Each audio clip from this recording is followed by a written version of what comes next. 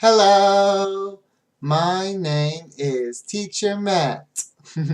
All right, so hey, everybody, of course, my name is Teacher Matt, and we're going to talk about greetings. We're going to talk about how you greet your students. So, every time I start a lesson, I always start with, hello, my name is Teacher Matt.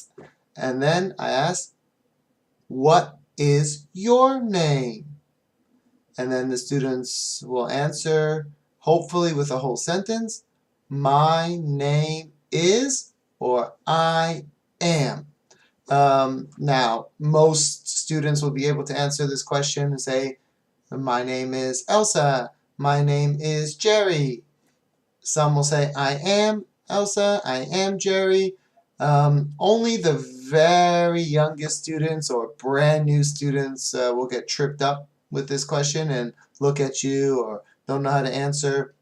You'll also get some students who use their Chinese name, which can be difficult to pronounce. If it's easy, it's something I can say, I'll use their Chinese name. If it's a difficult name, then I'll just say hi and move on, and I won't use their name. I hate doing that, but sometimes I just have to. I can't say their Chinese names.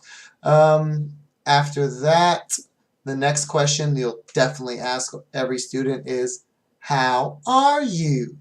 Now, be careful with this question. You think it's super simple, but this is one of the questions I get confused the most.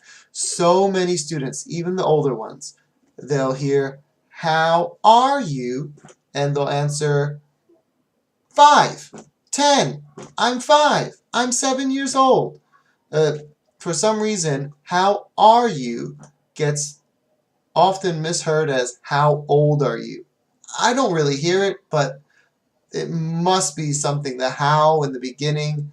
I don't know why, but like almost half my students will answer how are you with how old they are. Okay, so I usually go back and say, no, how are you? And if they're younger students, I'll say, I'm happy, I'm fine, and then they usually, they'll answer. Now that's another thing, how the students respond to how are you? Some just say I'm fine, some say I'm fine, thank you, some will say I'm fine, thank you, and you? And then I'll say I'm fine too. It's not common, they'll ask about how are you too, like I'll ask it back, but some do. Yeah, you get a number of answers. So I'm fine, I'm happy. Some students say I'm good. I'll take anything as long as it's a full sentence. I have some students who thinks it's really funny to say, I'm not happy. Okay. If they're really young, I just kind of shrug it off and laugh. If they're older students, I'll ask them, why aren't you happy? But yeah, very rarely I'll get, I'm angry. It's usually a joke. They think it's funny to say they're angry. So after how are you? If they're new students to me, I'll ask them how old they are. If they're younger students, they look much younger. If they're answering really quickly and they're, seem to understand it's not as easy questions for them, I'll ask other questions like, did you go to school today? And the younger kids, they might say, yes, I did. No, I didn't. Some might say yes, no, so get them to say the whole sentence. Some are good and they'll say, yes, I went to school today. Excellent, perfect.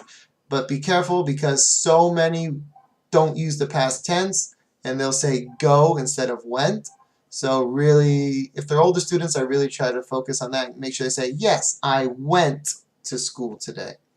Another question, if it's around a meal time, so if it's around lunchtime, a lot of students go home for lunch.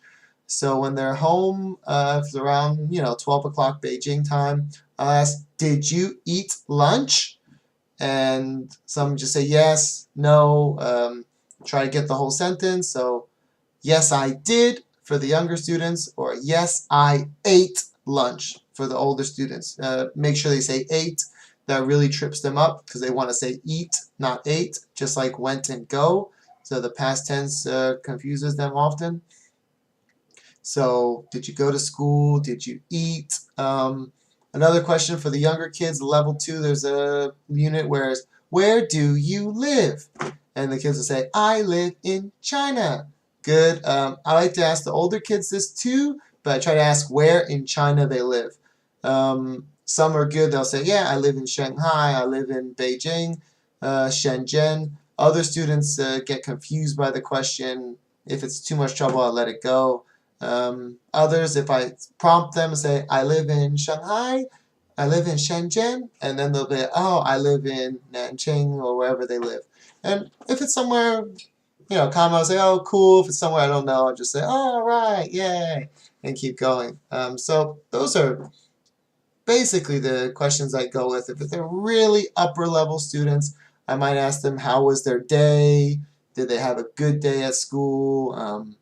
What did you do today? But yeah, for the upper level kids. But those are your basic questions. What's your name? If they're new students. If they're repeat students, I usually don't ask that. How are you? Every student I'll ask this. How are you? How old are you? Generally for the younger kids and new students. Then, depending, if the kid's late, I'll stop at that, just those 2-3 questions. If they're answering really quickly and we want to kill some more time, I'll ask them, did you go to school today? Did you eat? Where do you live? Things like that. And so yeah, those are your basic greetings for start every lesson out. All right, happy teaching.